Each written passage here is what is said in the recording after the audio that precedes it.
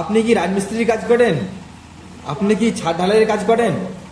কিংবা আপনি রাস্তার ঢালাইয়ের কাজ করেন?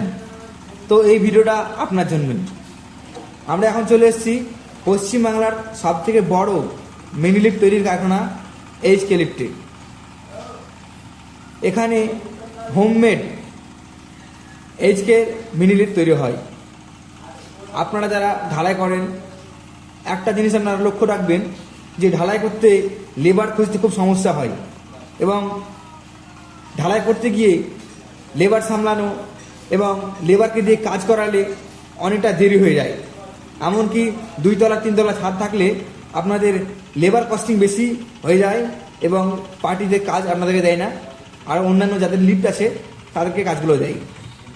তো আপনারা যারা এইসব সমস্যার সমাধান খুঁজছেন তারা অবশ্যই চলে আসুন এইচকে লিফটের গোডাউনে।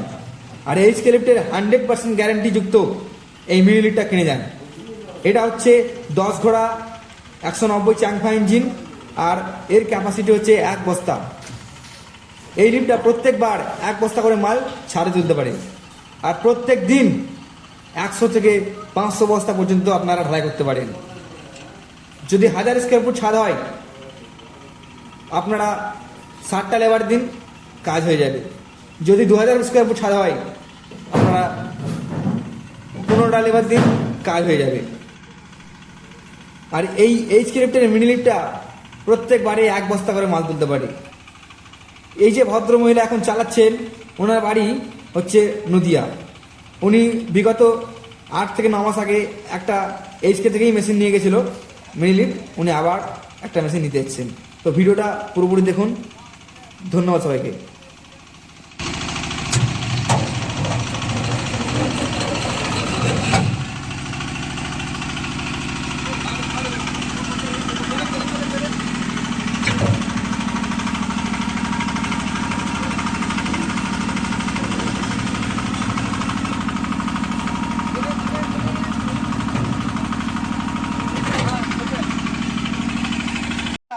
আজ থেকে প্রায় 8 মাস আগে একটা লিফট নিয়ে গেছিলেন, তো ওই লিফটটা এখন কেমন চলছে?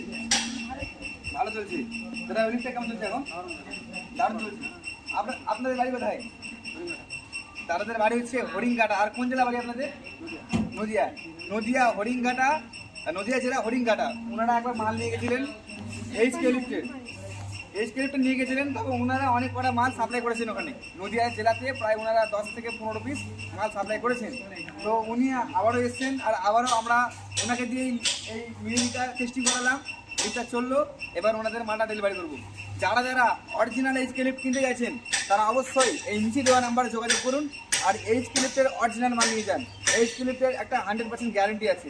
মাল চলতেই হবে, চলবেই। আর মাল না চললে পুরোপুরি পয়সা রিফান্ড বা রিটার্ন। ধন্যবাদ সবাইকে।